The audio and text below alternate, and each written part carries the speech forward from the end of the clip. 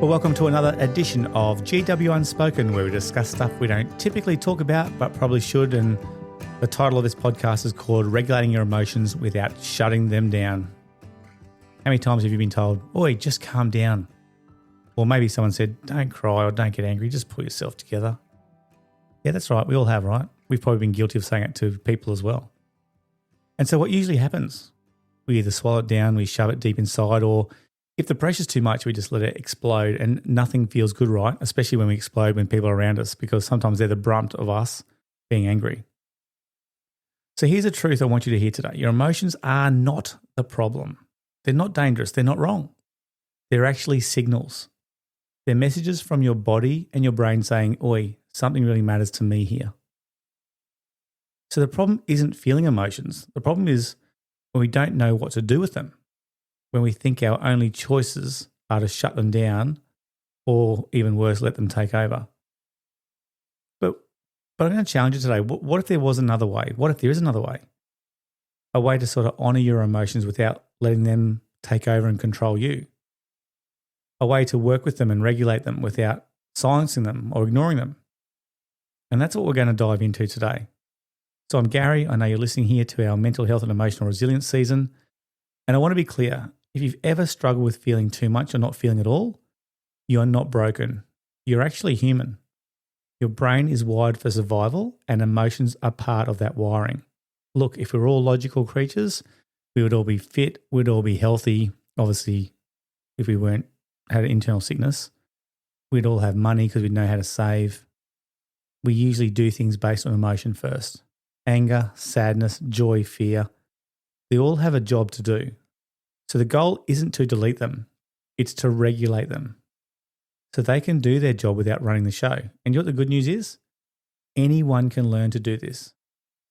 So look, let's get practical. I've been working in the wellbeing space for a long time, so I'm going to give you a few tips today. I'm going to give you 3 steps that make regulating emotions possible without actually just shutting them down or ignoring them, all right? And they're simple, but they're powerful. Okay, so you ready? Step 1, name it to tame it. Step 2, shift your state, not your story. And number 3, respond, don't react. That's a hard one, by the way.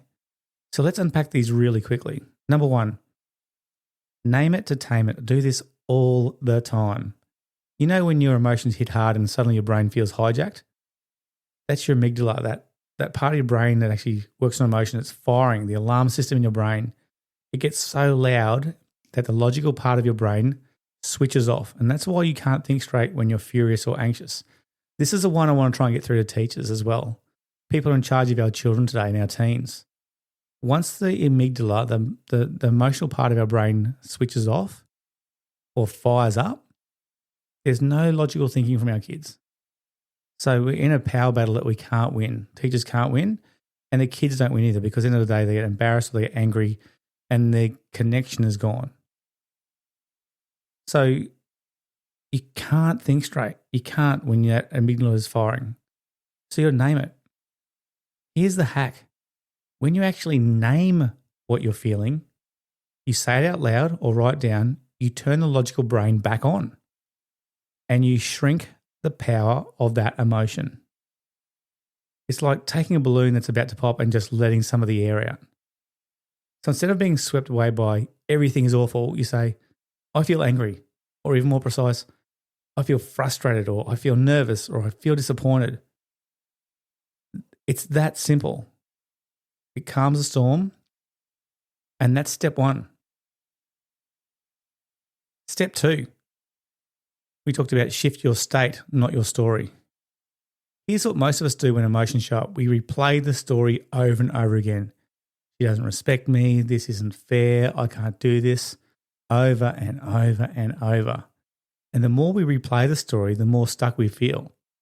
But the fastest way to regulate isn't through the story. It's through your body. You got to shift your state.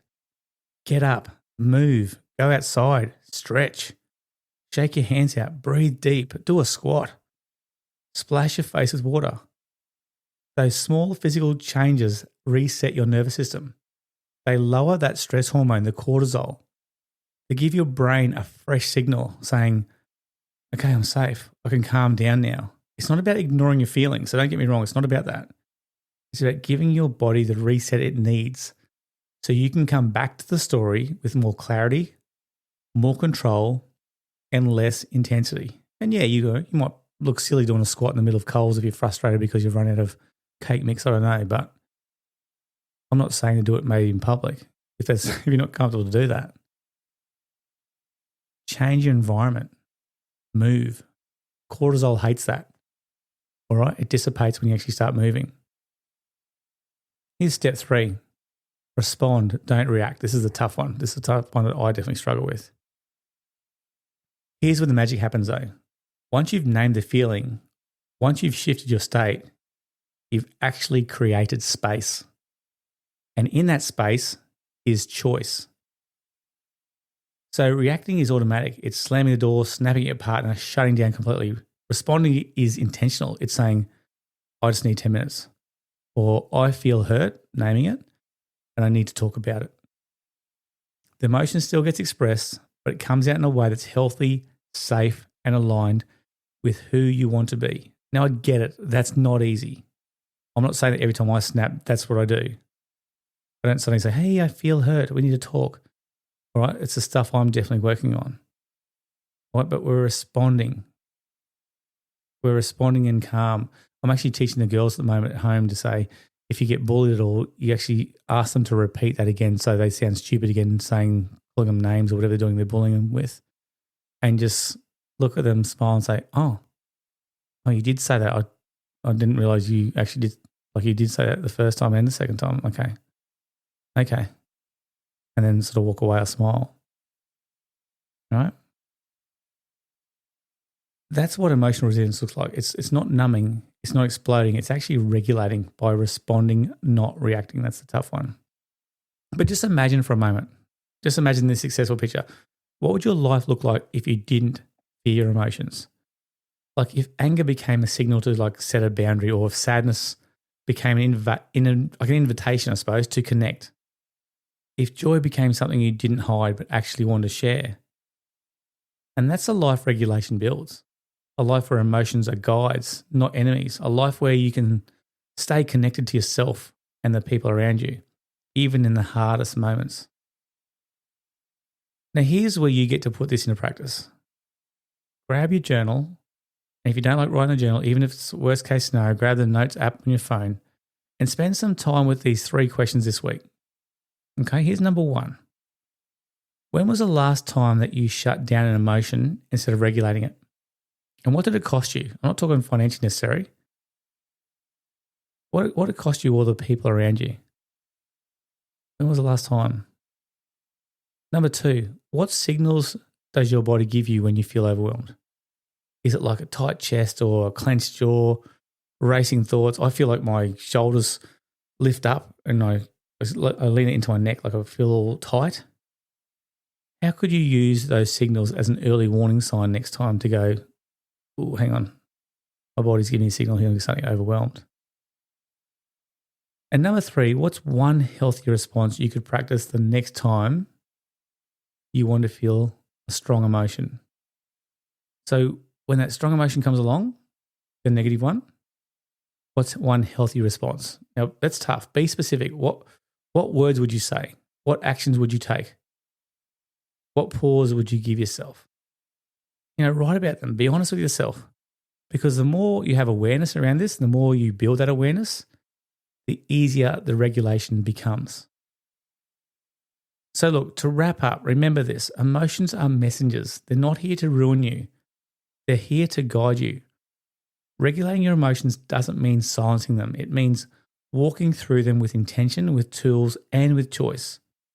So try the 3 steps this week. Name it, shift your state, respond instead of reacting, and then spend some time with your journal prompts. You'll be amazed at how much lighter, calmer, and clearer you actually feel. Look, thanks for being with me today. If the episode spoke to you, share it with someone you know who might be wrestling with their emotions right now, and stay tuned because in the next episode, we're going to go even deeper into building resilience for the moments that challenge us most.